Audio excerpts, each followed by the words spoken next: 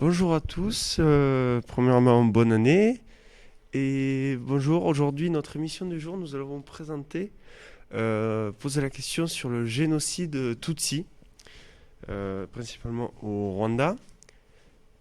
En premier lieu, nous allons avoir une revue de presse de la part de Eva. Suite à cela, une chronique de Lena, puis un billet de Roman. Voilà. Je laisse la parole à Eva. Bonjour à tous et à toutes. Aujourd'hui, je vais vous présenter une revue de presse sur le thème du génocide des Tutsis au Rwanda. Un génocide est un acte criminel perpétré dans le but de détruire, en tout ou en partie, un groupe national, ethnique ou religieux. Aujourd'hui, nous allons étudier le cas du génocide des Tutsis au Rwanda. Pour cela, nous nous demanderons pour quelles raisons ce conflit a-t-il débuté et si des acteurs extérieurs l'ont influencé. Le 24 décembre 2021 paraît un article intitulé « Attentat de 1994 contre Juvénal Habyarimana au Rwanda. La justice française confirme le non-lieu ».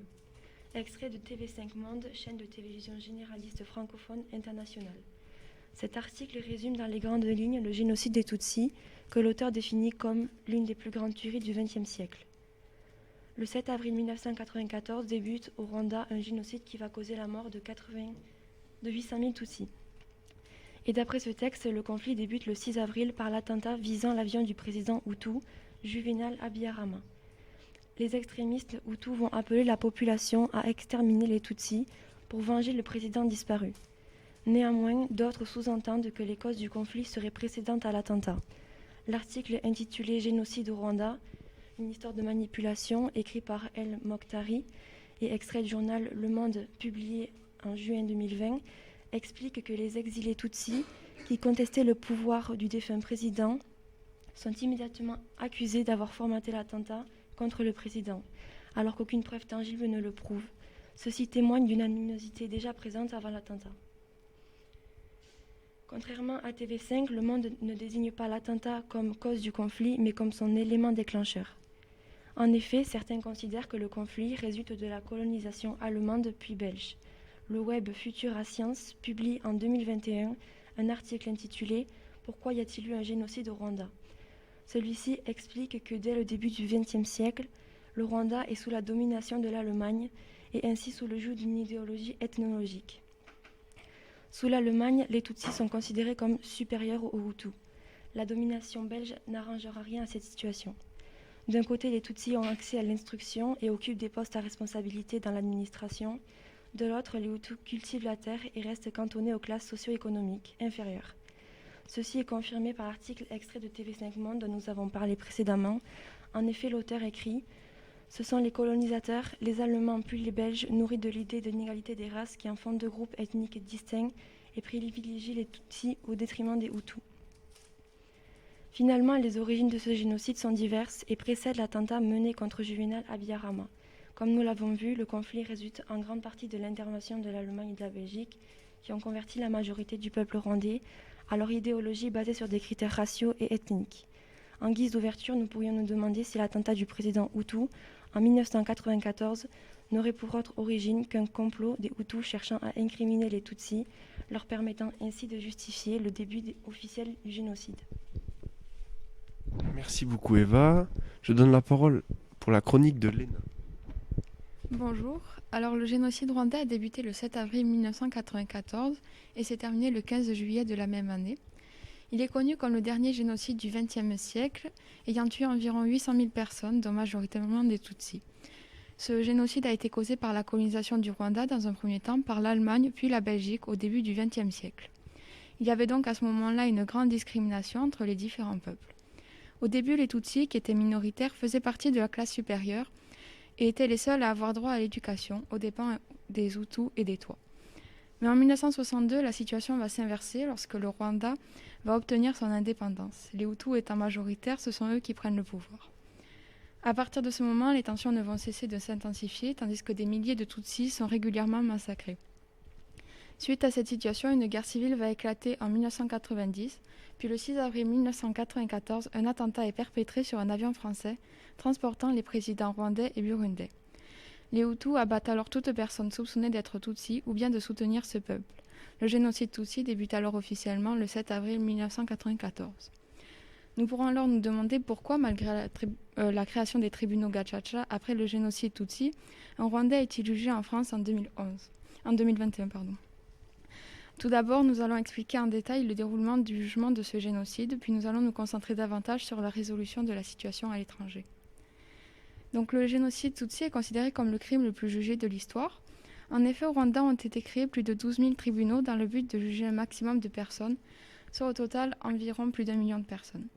L'ONU aussi s'est impliquée dans le jugement de ces criminels, en s'occupant notamment du jugement des plus hauts responsables. Mais l'ONU n'est pas le seul organisme étranger à s'être impliqué dans le jugement. En effet, 10 pays occidentaux ont aussi mené des procès, comme la France par exemple. En juillet 1994, le Front patriotique rwandais prend le pouvoir aux dépens des Hutus. Mais à ce moment-là, le système judiciaire n'existe plus. Quelques semaines après la prise du pouvoir du FPR, tous les lieux de détention sont remplis, même au-delà de leurs limites, emprisonnant ainsi toute personne accusée d'avoir participé au génocide. Afin que le gouvernement rwandais puisse juger toute l'étendue de ces crimes, une loi est créée et s'intitule « Loi organique du 30 août 1996 sur l'organisation des poursuites des infractions constitutives du crime de génocide ou de crime contre l'humanité, commises entre le 1er octobre 1990 et le 31 décembre 1994. » Cette loi a été créée car elle recouvre une période bien plus large que celle établie par le TPIR des Nations Unies, qui n'allait que du 1er janvier au 31 décembre 1994. C'est suite à cette loi que le premier procès rwandais a eu lieu à la fin de l'année 1996. Mais il manque des avocats et la plupart ne veulent pas défendre les accusés, ce qui pose un problème d'équité. Certains accusés sont représentés par un avocat tandis que d'autres non. Quant au sujet des peines encourues, il y a eu des peines de mort, mais très peu puisque cette sanction a été abolie en 2007 et utilisée qu'une seule fois durant les jugements sur une vingtaine de personnes, comme Frodual Karamira, notamment, qui était un membre important dans le radicalisme Hutu. Lors des jugements effectués par le TPIR, 8 accusés ont pris la fuite et sont toujours activement recherchés à l'heure d'aujourd'hui. Passons maintenant aux tribunaux Gacaca. Ils sont à l'origine une forme de justice traditionnelle qui signifie littéralement justice sur gazon. C'est une justice organisée par et pour le peuple, puisque le peuple lui-même juge les accusés. Ces tribunaux Gacaca ont été réhabilités afin de juger les auteurs de délits mineurs, puisque les tribunaux tels que le TPIR ou autres étaient débordés, avec une quantité toujours plus grande d'accusés. Ces tribunaux ont jugé environ 9000 personnes appartenant à toute classe sociale. Ils n'ont d'ailleurs été clôturés qu'en juin 2012, soit 18 ans après le génocide.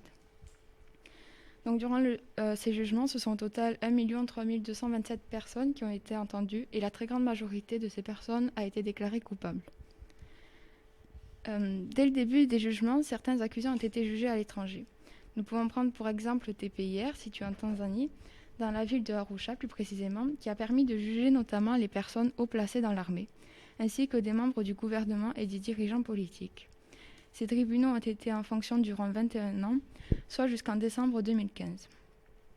De plus, d'autres pays sont impliqués dans le jugement dans le but de se racheter après avoir abandonné le Rwanda et surtout les Tutsis, au début et pendant le génocide. La situation en France nous montre bien que ces jugements sont toujours d'actualité, avec par exemple le procès de Claude Moïmana, qui est la 3e personne accusée pour ce génocide en France. Donc un mandat d'arrêt avait déjà été émis par le Rwanda contre lui en 2011, mais son extradition avait alors été refusée par la France. Il est principalement accusé de complicité de génocide et de crimes contre l'humanité, puisqu'il est accusé d'avoir transporté des responsables de massacres sur des lieux de crime. On a même tenté de l'accuser de certains massacres, mais il a été innocenté, faute de preuves. On peut dire que son jugement est sujet à grande controverse, parce que certains pensent qu'il n'était uniquement que chauffeur, et cela ne fait pas de lui un coupable ni un meurtrier, tandis que de nombreuses personnes pensent qu'au contraire, il a participé à l'exécution des crimes, même s'il n'était qu'un élément mineur dans le génocide. Certains accusés ont donc été jugés en France afin que le gouvernement français puisse se racheter. Récemment, Emmanuel Macron s'est déplacé au Rwanda et a reconnu sa part de responsabilité dans le génocide. C'est donc d'une certaine façon, afin de se racheter auprès des Tutsis, que des pays autres que le Rwanda ont pris en charge le jugement de certains accusés. C'est ce qu'a fait la France encore récemment, afin de montrer qu'elle s'engage à condamner toute personne impliquée de près ou de loin dans ce génocide. Et ce comportement correspond avec l'attitude que les présidents français depuis Sarkozy ont envers le Rwanda.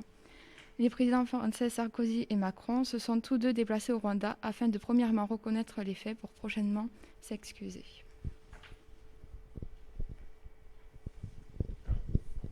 La parole est maintenant à Monsieur Néret. Oui, pour quelques questions d'entretien. Léna, j'ai d'abord une question de synthèse à vous poser. Avez-vous le sentiment que cette justice de proximité était une solution adaptée face à l'ampleur des crimes commis? Je pense que oui, parce que ça permettait au peuple de se réunir, encore une fois, et pour faire face à tous ces désaccords qu'il y avait eu entre eux. Donc oui, je pense que c'était une bonne idée. Puis ça permettait aussi d'alléger les autres tribunaux qui étaient vraiment débordés par la situation. Question suivante, merci pour votre réponse. Question suivante, Léna. Comment expliquez-vous que la France ait à évoquer dans la bouche d'Emmanuel Macron une éventuelle responsabilité dans le génocide rwandais? Comment expliquez-vous cette situation?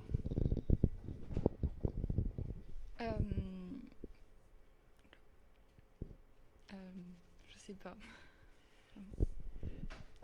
En fait, depuis le génocide du Rwanda, il y a toute une polémique, mais qui dépasse un peu le cadre de notre étude ce matin. Il y a toute une polémique concernant la responsabilité de la France dans le génocide rwandais. Certains observateurs, des journalistes, des essayistes, comme notamment Pierre Péan, mettant en accusation le gouvernement français de l'époque, sous-entendant qu'il aurait soutenu les Hutus, et en particulier Abiyarimana, qui était le président Hutu de l'époque, dans sa politique. Et la France est également accusée d'avoir minimisé les faits au moment où ils se sont produits.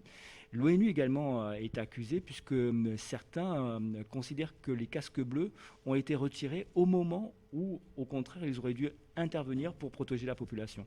Donc voilà, il y a une forme actuellement de reproche exprimée par Paul Kagame, l'actuel président du Rwanda, concernant en particulier la France, mais également un certain nombre de responsabilités internationales. Merci pour vos réponses, Léna. On peut poursuivre. Je cède la parole à Axel. Maintenant, nous allons vous diffuser le billet de Roman.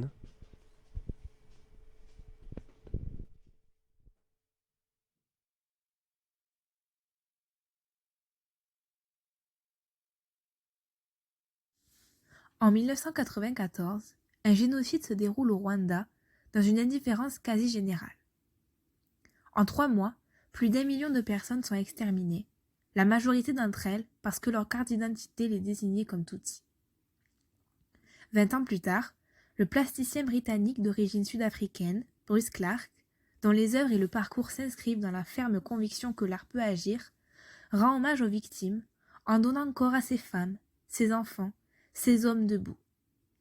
Si les hommes debout, du nom du projet, sont là pour témoigner du passé et susciter la réflexion, ils sont aussi là pour tourner le regard vers l'avenir.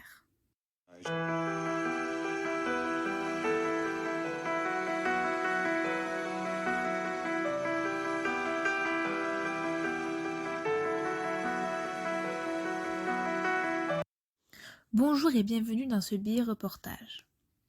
Aujourd'hui, ma mission était de vous présenter une pastille en lien avec le sujet du jour. Étant plutôt attirée par le domaine des arts, je me suis penchée sur ce sujet pour vous proposer une vision du génocide rwandais à travers les yeux de différents artistes réunis autour d'un même projet. À travers ceci, nous pourrons nous interroger sur la manière dont le génocide des Tutsis est commémoré à travers l'art de nos jours.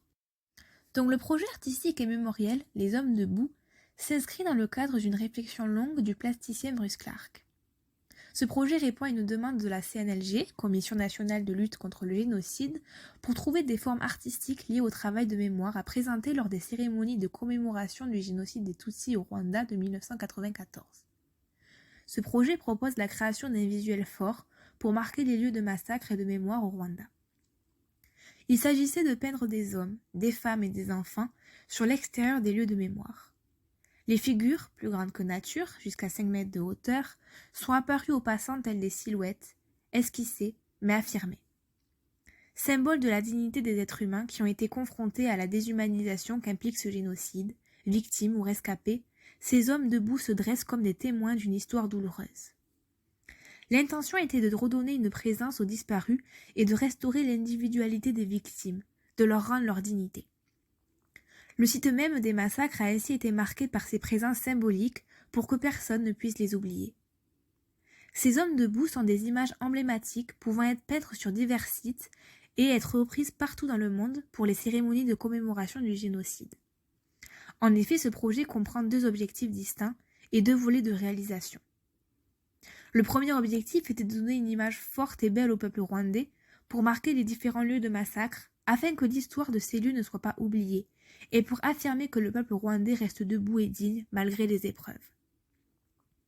Le deuxième volet visait à donner une portée internationale au travail de mémoire du génocide de 1994 et au projet des hommes debout.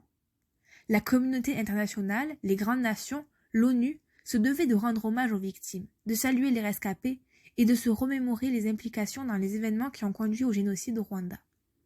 Le but était de faire connaître l'histoire du génocide à la communauté internationale, de sensibiliser l'humanité entière aux événements de 1994 et de créer un pont entre les Rwandais et le reste du monde.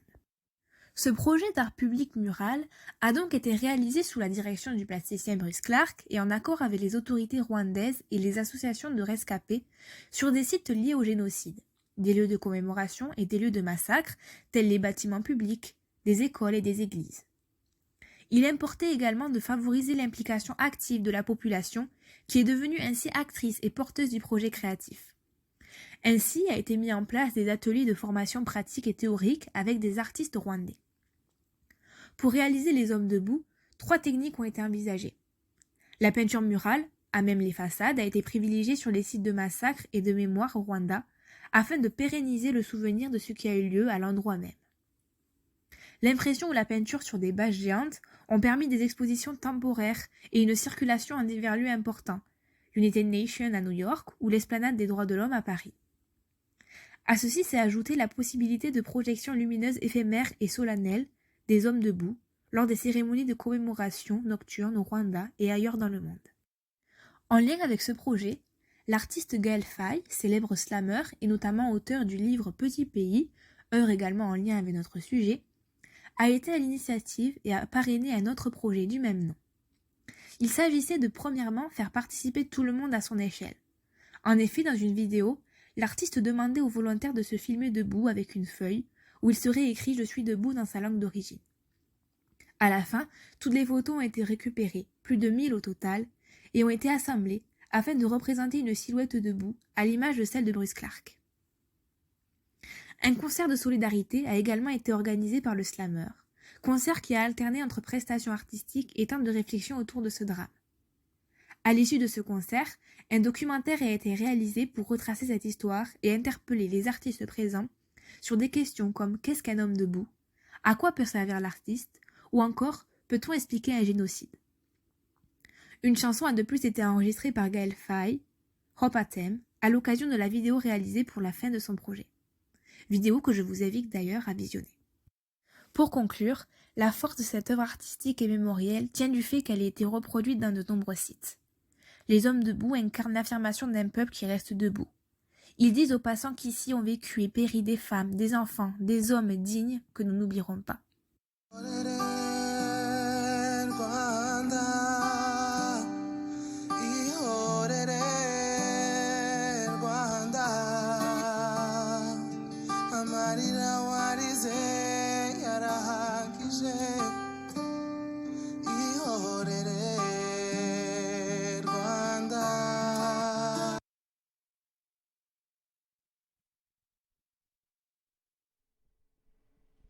Merci beaucoup de nous avoir écoutés. On se retrouve la semaine prochaine pour une nouvelle émission.